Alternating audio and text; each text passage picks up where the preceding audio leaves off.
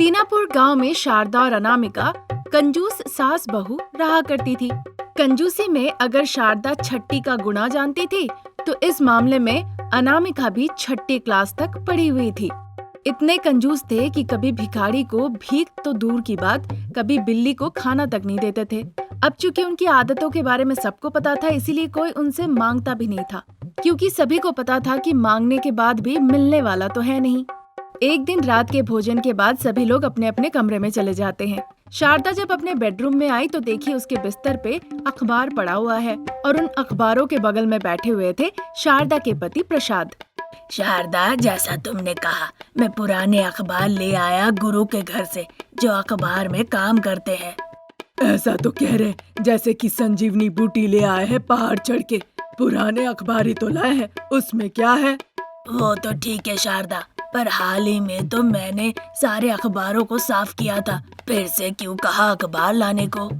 ये सुन के शारदा खुश होके कहती है, मुझे इतने सालों के बाद एक अच्छा विचार आया है। यही विचार 2-3 महीने पहले आया होता तो और बढ़िया होता।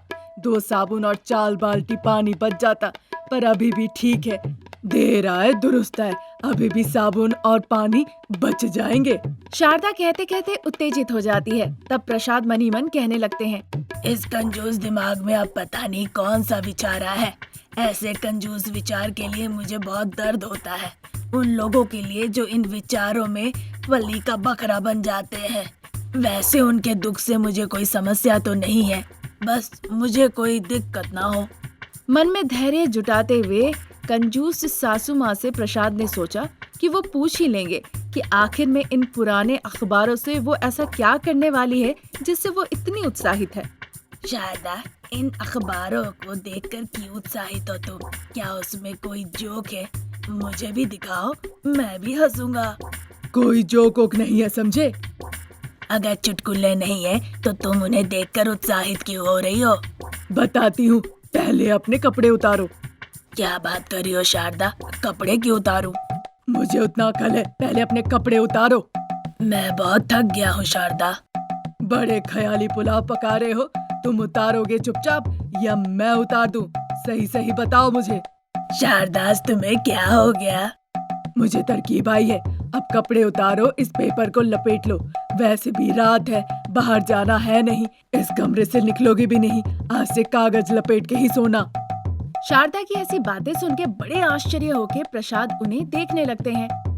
अरे आपने सही सुना है, रात का वक्त है, कपड़े उतारिए और पेपर लपेट के सो जाइए। जब रात में कपड़े पहनने की जरूरत नहीं, तो जो कपड़े हम हर 2 दिन में धोते हैं वो हम 4 दिन में धोएंगे और कपड़े ज्यादा दिनों तक इस्तेमाल होंगे। फिर पानी, साबुन, सर्फ ज्यादा दिनों तक चलेंगे। प्रसाद कुछ नहीं बोले, बस सर पकड़ लिए। वो भ्रमित थे कि उसे पता नहीं था उन्हें हंसना है या उसकी बातों पर उसे रोना है। पर शारदा को इनसे कोई फर्क नहीं पड़ा। वो कागज रखी और कहने लगी, अरे अभी भी क्यों खड़े हैं? जाइए और कपड़े बदल के आके इन अखबारों से ढक लीजिए। अब करने को कुछ नहीं था। चाहे वो शारदा को कितना भी समझा ले, पर शारदा तो अब नहीं सुनने वाली। इसीलिए चुपचाप कागज लेके बाथरूम चले गए। बाथरूम जाके प्रसाद, मेरी परिस्थिति अगर ऐसी है तो मेरे बेटे की परिस्थिति कैसी होगी? मेरी पत्नी से भी मेरी बहू तो गई गुजरी है। यहाँ ये ऐसा सोच रहे थे, वहाँ अनामिका के बेडरूम में उसके पति न्यूज़पेपर लेके बाथरूम गए। बाहर अनामिका इंतजार कर रही थी। ये क्या, आधे घंटे से बाथरूम में घुसे हैं, अभी तक ये बाहर नहीं निकले? ऐसा तो नहीं कि वो सोच रहे मैं अंदर नहीं आ सकती और बाथरूम में सो जाए? ऐसा सोच के अनामिका बाथरूम के पास आती है। दरवाजा खटखटाती है। अंदर में रमेश बाल्टी के ऊपर दुखी होकर बैठा हुआ था।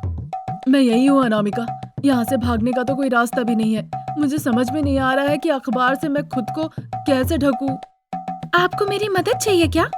अरे नहीं, मैं कैसे भी करके पेपर से खुद को ढक के बाहर निकल आऊंगा। इस तरह से तुम्हारी कंजूसी से तो बेहतर है कि तुम मुझे पागल खाना ही भेज दो।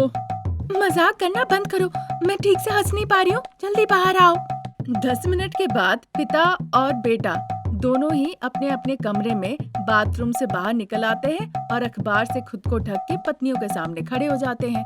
शारदा और अनामिका अपने अपने पतियों को देखकर बहुत हंसती है।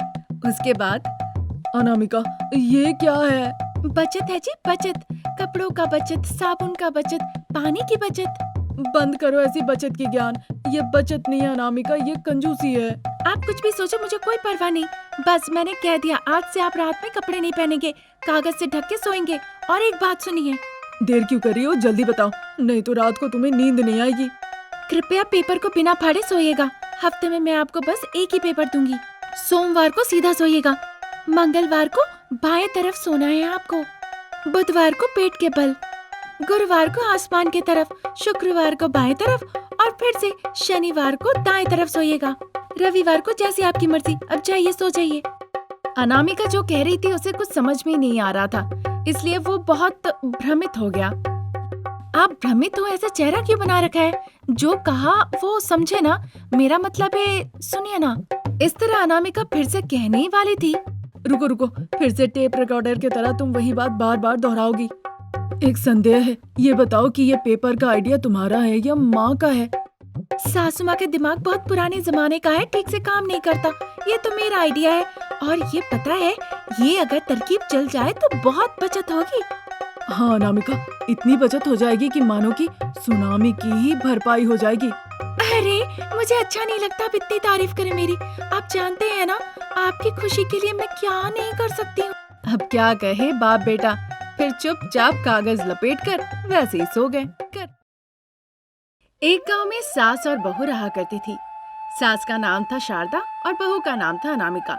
एक दिन सास और बहू कहती है, अरे बहू रानी, तुम्हारा पति मेरा बेटा कहाँ है? कहाँ है वो मैं नहीं जानती, पर क्यों पूछ रही है?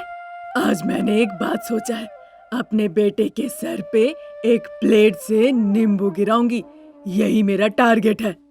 ओहो, फिर तो सासू माँ, मैं आज एक प्लेट से एक बादाम आपके बेटे के सर पे गिराऊंगी। अगर ऐसा कर देती हो, फिर घर का सारा काम काज, खाना पकाना आप करेंगी सासू माँ? नहीं, मैं अपने बेटे से करवाऊंगी। और अगर तुम हार गई, फिर तुम्हें ये सब काम अपने ससुर जी से करवाना है। ठीक है सासू माँ, फिर तो एक प्लेट में बादाम लेकर आपके बेटे के सर पे एक बादाम मुझे गिराना ही होगा। तभी वहाँ ससुर जी प्रसाद आते हैं। अरे बहू, हीरो और विलेन की लड़ाई में कॉमेडियन की मौत होती है, मुझे क्यों खींच रही हो? अरे पिताजी, आपको मेरे ऊपर भरोसा नहीं? आप ही आज जीतेंगे। पिताजी यू डोंट वरी, अनामिका कहती है। तभी वहाँ पे बेटा रमेश भी आता है। अरे बेटा, तुम आ गए, वहीं पे खड़े रहो। क्यों माँ, आज तुम फिर मेरे ऊपर क्या प्रयोग करने वाली हो? हर दिन तुम कुछ ना कुछ करके मेरी जान ले लेती हो। आज तुम ये एक्सपेरिमेंट जाके पिताजी के ऊपर करो ना।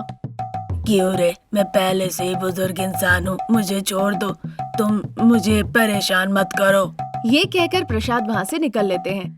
अजी मेरी बात सुनिए, आज हमने एक दूसरे से शर्त लगाई है। इस तरह अनामिका सासू माँ के साथ जो शर्त लगाई थी उसके बारे में बताती है। ये सुनकर रमेश बहुत ज्यादा डर जाता है। माँ, आप लोग इस तरह से जोखिम उठाएंगी और मुझ पे प्रयोग करेंगी? ऐसा कह के रमेश वहाँ से भागने वाला था।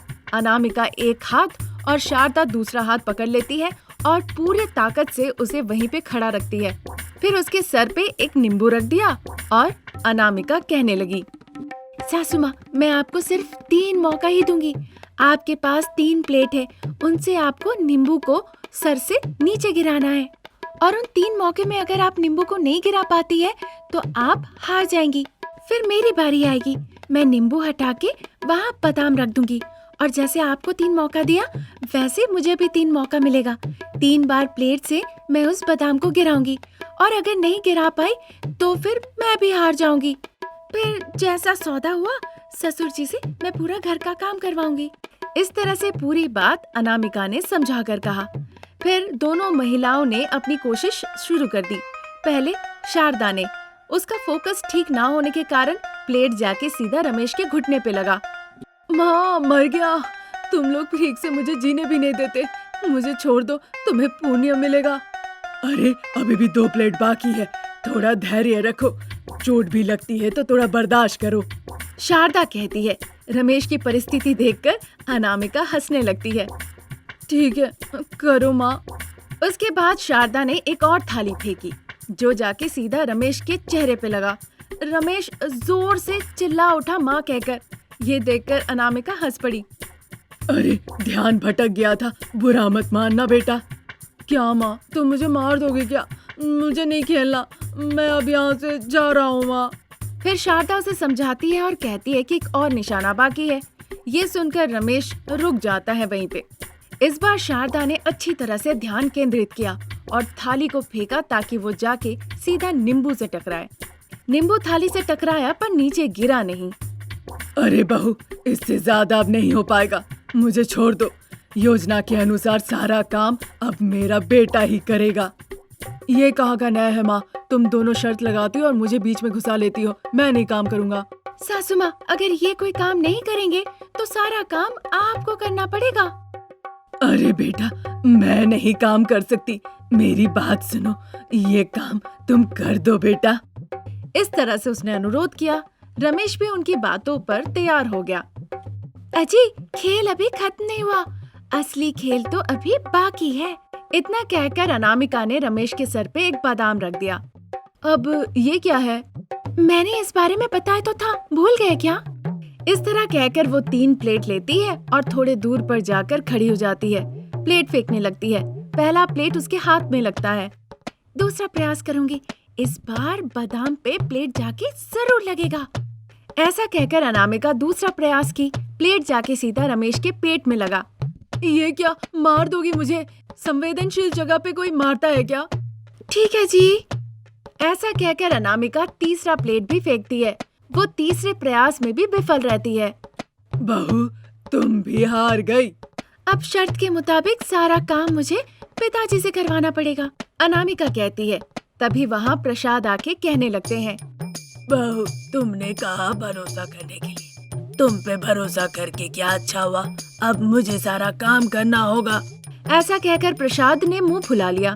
पिताजी, आपको सारा काम करने की जरूरत नहीं, आपका बेटा आपको साथ देगा, आप दोनों एक साथ कीजिए। ऐसा कहकर सास बहू दोनों जाके हॉल में बैठ जाते हैं। उधर पिता और बेटा काम कर रहे थे। आपने सास बहू की हाव भाव देखी? वो हमसे कैसे भी करके काम करवा ही लेती है, और देखिए हमारी फूटी किस्मत। ऐसा कहकर वो दोनों मन ही मन बहुत दुखी हो रहे थे।